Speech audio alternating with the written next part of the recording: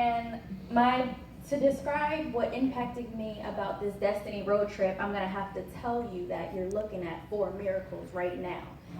And what the Destiny road trip did for me was remind me that I'm qualified for what he called me to do. Come on now. Because what none of you may know about me is that I survived suicide 7 times. And then he called me to create something called Bigger Than My Diagnosis, because I live with fibromyalgia every single day. And when I was diagnosed, I thought it was the worst thing that could ever happen to me. My body stopped working. The first time I came to Restoration Station, I didn't walk in here, I limped in here. And I limped back out. And then I came back the next Sunday and I was still limping. And then the next Sunday I wasn't even here because I couldn't get out of bed. So when he called me for Bigger Than My Diagnosis and he said, you're going to be a CEO, I said, God, no, you called the wrong person. I can't even get out of bed. My legs don't even work. He said, I didn't say all that. I called you to be a CEO. He said, I didn't ask you what you had. I told you where I'm taking you to go. So Bigger Than My Diagnosis is a miracle. My life is a miracle. That's 2 right there. And then I need you guys to understand that this is my book. It was written in 14 days. 14 days while on this Destiny road trip.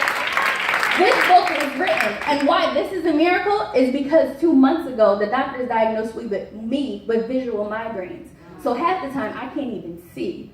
I wrote that book while I couldn't even see. I couldn't sit at the computer and type over and over again. I had to handwrite everything. But I still wrote that book because God said, I put it in you and I need you to put it out. Because there are people that need what you got inside of you. There are people that only I can reach because they know what it means to suffer.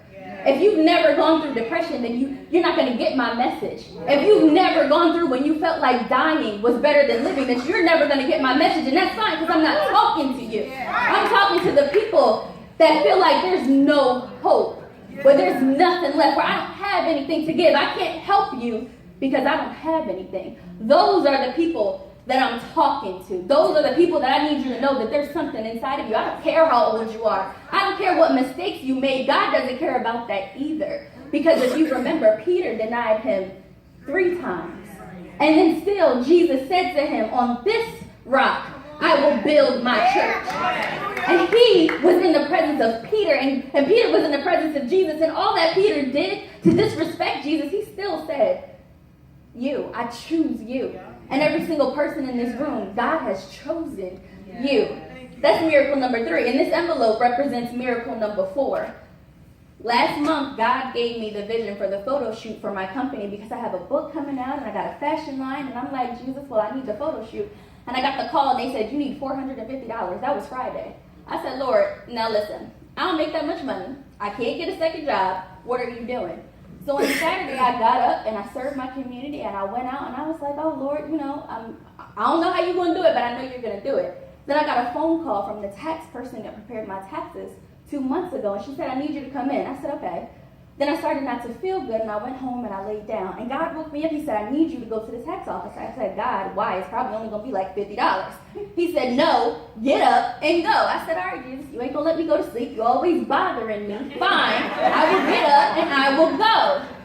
So I went and I sat down, and she said, I just need you to sign here. I said, all right, I'm going to sign here. I said, wait, how much is this? She said, it's $467.